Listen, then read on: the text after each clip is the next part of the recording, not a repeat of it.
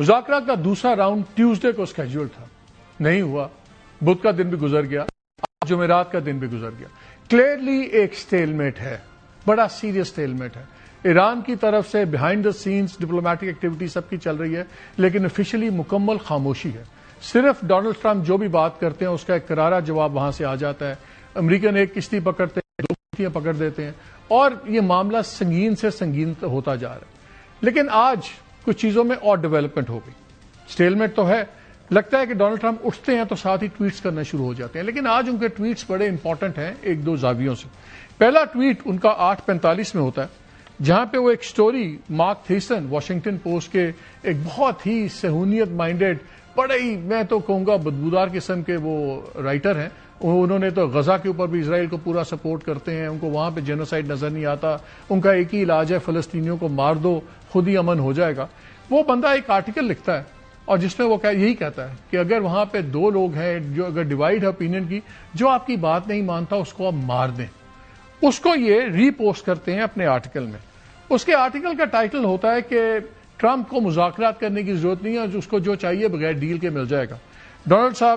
Trump صاحب ایک tweet کرتے ہیں جس میں کہتے ہیں سو ٹرو، پھر ساتھ ہی وہ دوسرا کر دیتے ہیں کہ پھر 8:45 پہ اپنا ٹویٹ کرتے ہیں کہ میں نے امریکن نیوی کو کہا ہے ساری شپس اڑا دو، جو لینڈ مائنز میں کریں گے، یہ کریں گے، مائننگ والے جو آئیں گے، یعنی کہ فل تباہی۔ یہ اور بات ہے کہ ان کی ملٹری کمانڈ کانگریس کو جا کے بتا رہی ہے کہ ہمیں کم از کم 6 ماہ چاہیے، اور وہ بھی تب ہمیں لگیں گے اگر جنگ پہلے بند ہو جائے۔ لیکن ٹرمپ صاحب کو حقیقت سے کوئی فرق نہیں پڑتا۔ پھر وہ ایک اور ٹویٹ کرتے ہیں، وہ کہتے ہیں کہ یہ کیا یہ بکواس چل رہی ہے، جو لوگ کہتے ہیں جی ہارڈ لائنرز ہیں، وہاں کوئی گورنمنٹ نہیں ہے، ان کو پتہ نہیں کیا کرنا ہے، یہ کوئی ہارڈ لائنرز ہیں، کوئی کم ہارڈ لائنرز ہیں، اٹ از کریزی، اور میرا ٹوٹل کنٹرولڈ ہے، سیل میں نے سیل کر دیا سارا کچھ۔ یہ اور بات ہے کہ 34 کے قریب اس بلاکیڈ کے درمیان میں شپس وہاں سے نکلی ہیں، انکلوڈنگ ایران کی شپس اور سب کچھ وہ اس کے اندر سے نکلی ہیں۔ اور کل انہی کی ٹریجری سیکرٹری نے یہ بھی کہا، کانگریس کو بتایا، اسٹینڈنگ کمیٹی کو، کہ ہم نے اپنا سینکشنز ہٹا دی ہیں تو ایران کا جو تیل کھلے سمندروں میں ہے ان کا اور روس کا وہ بیچ سکتے ہیں۔ اگر آپ تیل روک رہے تھے تو وہ آپ بیچ کیوں رہے؟ تو کانٹروڈکشنز ہیں۔ لیکن یہ آرٹیکل کیوں ضروری ہے؟ بیکاز یہ بتاتا ہے کہ کس طرح اسرائیل لابی شیپ کر رہی ہے ٹرمپ کے پرسیپشن کو۔ پچھلے 3 دنوں سے ہم دیکھ رہے ہیں کہ ایک بحث چلا دی گئی ہے کہ وہاں پہ بہت زیادہ اختلاف ہے قیادت کے اندر۔ انفیکٹ جتنے ایکسپرٹس ہیں اس ریجن کے اوپر وہ کہتے ہیں کہ اختلاف نہیں ہے بلکہ بہت زیادہ ایک یکجا ہو گئی ہے، اس جنگ کی وجہ سے کوہیژن زیادہ ہے۔ لیکن جس آرٹیکل کا میں نے اس لیے ذکر کیا کہ یہ جس آرٹیکل بندے نے لکھا اس نے ایک بڑا ایک بھرپور نقشہ کھینچا ہے کہ 15 دن میں کنویں بھر جائیں گے، ان کے پاس تیل رکھنے کی جگہ نہیں ہوگی، پھر ان کو کنویں بند کرنے پڑیں گے، ایران کی تباہی ہو جائے گی، ان کا لاکھوں لیٹر تیل ضائع ہو جائے گا۔ ایک قیامت کا سما کھینچا ہوا ہے جس کو یہ خریدا ہے۔ ہی از باٹ دیٹ آرگومنٹ ڈونلڈ ٹرمپ۔ لیکن یہ بندہ سن لیں، یہ میاد مالکی ہے، یہ ہے senior fellow foundation for defence democracies, Washington based think tank ہے۔ اس کی ہم نے ہسٹری نکالی، ہسٹری کا پتہ لگتا ہے کہ ٹوٹل یہ زائنسٹ لابی کی فنڈڈ فاؤنڈیشن ہے۔ Deals Jewish community foundation, Helen dealer family foundation اور دوسرے وہ ڈونرز جو ہمیشہ یو ایس اسرائیلی کاز کے لیے کام کرتے ہیں، ملینز آف ڈالرز ان کو سالانہ ملتے ہیں۔ اس کا چیف ایگزیکٹو ہے مارک ڈوبووٹس۔ مارک ڈوبووٹس وہ آدمی ہے جو ہمیشہ سے پچھلے 10 سال سے 2-3 پریزیڈنٹ کا ایڈوائزر رہا ہے۔ اس کا کام ہی صرف ایران پہ سینکشنز لگوانا اور یہ ساری چیزیں، اور اسرائیل لابی کے لیے کام کرتا۔ تو اگر 8 بجے صبح اٹھ کے ڈونلڈ ٹرمپ اس آرٹیکل سے امپریس ہوتے ہیں، کیونکہ وہ کہتا ہے ڈونلڈ ٹرمپ تو جیت جائے گا اور وہ جوئش لابی کا ہے، تو آپ کو پتہ لگتا ہے جو اسرائیل کی انٹیلیجنس ایجنسی ہے اس کا جو ونگ ہے جس کو آپ کہتے ہیں امن، وہ بھی ایک رپورٹ دیتی ہے کہ جی بہت زیادہ اختلاف ہے اور اس لیے یہ آپ کی اسٹریٹجی ٹھیک ہے، رگڑیں خود ہی آپس میں لڑے مریں گے اور پھر آپ فتح میں آئیں گے۔ لیکن دوسرے لوگ کیا کہہ رہے ہیں؟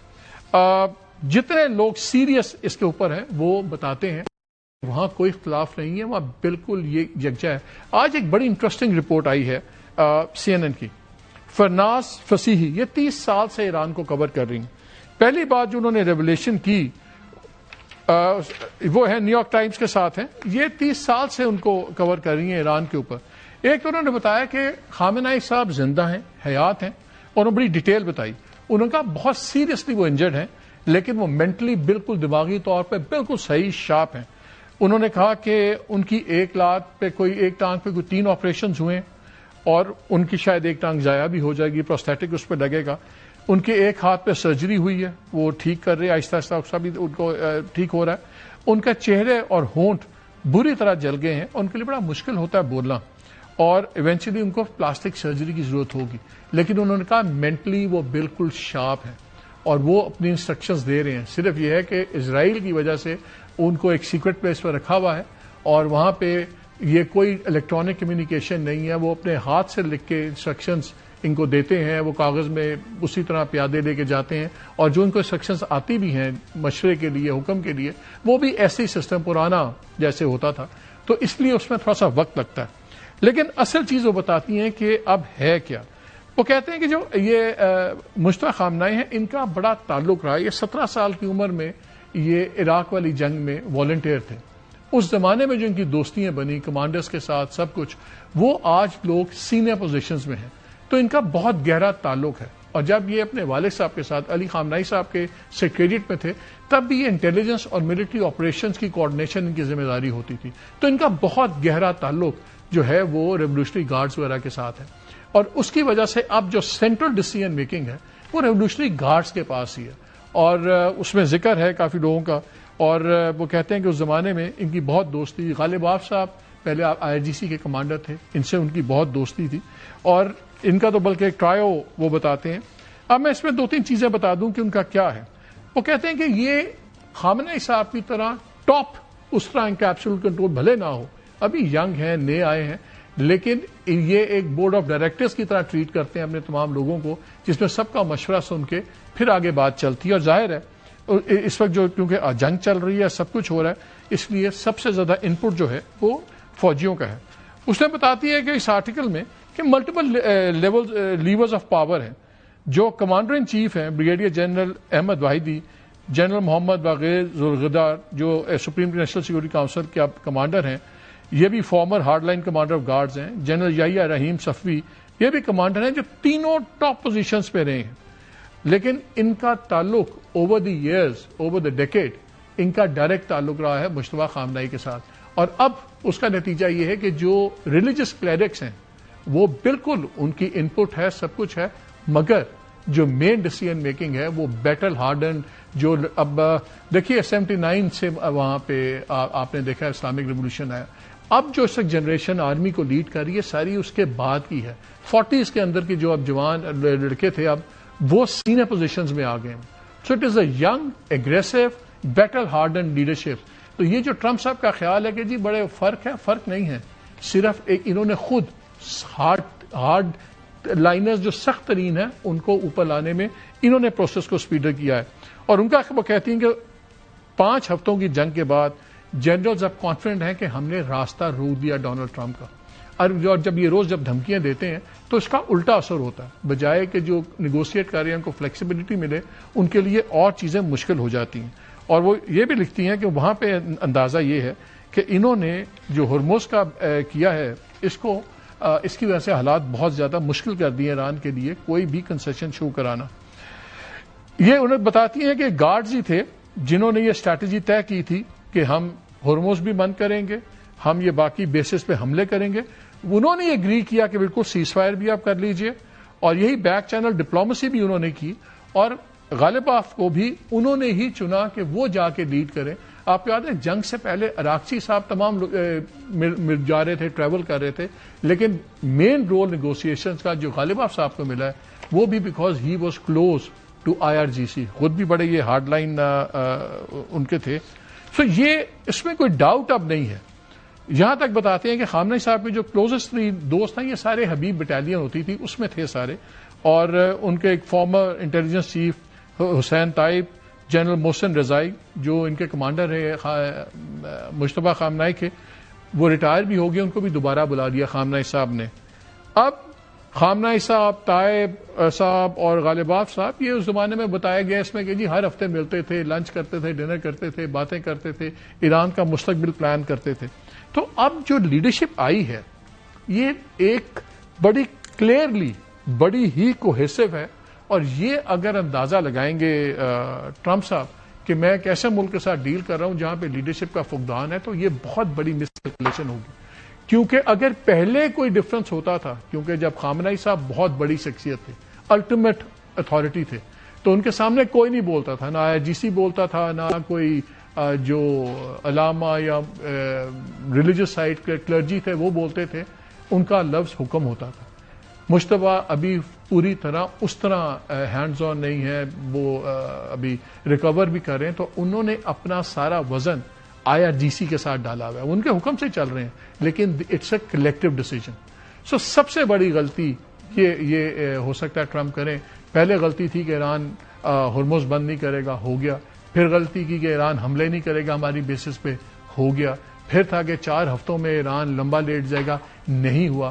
ان کی سیکیورٹی انٹیلیجنس خود بتا رہی ہے کہ 60% جو میزائلز کا آرسنل ہے وہ ایران کے پاس موجود ہے. 40% زیادہ ڈرونز ان کے پاس موجود ہیں. وہ ان آرٹیکلز پہ ڈیسیژنز کر رہے ہیں جو ان کو غلط بتا رہے ہیں کہ جی 15 دن اگر آپ نے ہرمز روک دی تو جناب ایران کی اکنامک تباہی ہو جائے گی. نہیں ہوگی. اور ایک ڈینی شٹوویٹز ہیں، یہ وہ آدمی ہے جو انٹیلیجنس ہیڈ رہا ہے ایران کے اوپر اسرائیل کی اپنی انٹیلیجنس ڈویژن کا. یہ امریکہ میں بھی اس کو ریپرزینٹ کیا. 25 سال تک اس نے کمانڈ پوزیشنز کی ہیں اسرائیل ڈیفنس انٹیلیجنس کے اندر. ہیڈ آف ایران برانچ بھی رہا ہے، ریسرچ اینڈ انالیسس ونگ. وہ کیا لکھتا ہے؟ وہ کہتا ہے کہ یہ جو ازمپشن کر رہے ہیں کہ ملٹری پریشر، اکنامک اور ملٹری پریشر، یہ ایونچولی تہران کو لٹا دے گا. انہوں نے کہا کہ یہ بہت بڑی غلطی ہوگی ڈونلڈ ٹرمپ کی. یہ خود بھی جیو ہیں، یہ انٹیلیجنس ہیڈ کرتے رہے ہیں 25 سال. یہ ان کی طرح مارک ڈوبوویٹس کی طرح پیسے لے کے مسلیڈ نہیں کر رہے، یہ خود کہہ رہے ہیں. انہوں نے کہا ایرانین لیڈرشپ بالکل ویور نہیں کرے گی، بالکل ریاکٹ نہیں کرے گی، کسی قیمت پہ وہ شکست نہیں مانے گی. اور انہوں نے کہا کہ بلکہ اب مجھے یہ لگ رہا ہے کہ ایران اب تیار ہو رہا ہے کہ پھر اس مسئلے کو دوبارہ اس لیول پہ لے جایا جائے کہ پوری دنیا کو پھر ساتھ ہی اکنامک کرائسس بہت بڑا ہوگا. یورپ کی رپورٹس آ رہی ہیں کہ وہاں پہ ریسیشن کا خطرہ پہلے ہی بڑھ گیا. ورلڈ میں لکھتے ہیں کہ یہ ایک ٹرانزیشن ہے، یہ جو مسئلہ چل رہا ہے یہ اسٹیٹ آف ہرمز کا اور بلاکیڈ کا، یہ کوئی منزل نہیں ہے. انہوں نے کہا یہ فیصلہ اب ٹرمپ صاحب کو کرنا ہے کہ جتنی جلدی ٹرمپ صاحب یہ ریکگنائز کر لیں گے کہ پریشر سے بات نہیں بنے گی، بات چیت سے بنے گی، سب کے لیے اچھا ہوگا. یہ فیکٹ ہے. لیکن 2-3 سوال اور بھی اٹھ رہے ہیں کہ اگر یہ اسٹیل میٹ ڈونلڈ ٹرمپ کو ایرانینز آبویسلی سیریسلی لیتے ہیں، امریکہ کے صدر ہیں، اگر یہ بات چیت وہ ہر بات پہ ریاکٹ کریں گے اور ہارڈ لائنرز کا ہر بیانیہ سچا ثابت ہوگا. ہم تو آپ کو پہلے کہتے تھے ٹرمپ یہ بھی کرتا ہے، جھوٹ بولتا ہے. وہ ایک آرٹیکل آیا ہے اس میں آج انہوں نے کہا 5 دفعہ ٹرمپ نے بلف کیا، ہر باری بیک آف کیا. ایرانین ہو سکتا ہے یہ بھی سمجھیں کہ ایران پھر بلف کرے گا، ٹرمپ پھر پیچھے ہٹ جائے گا. لیکن بہت خطرناک جگہ پہنچ گئی.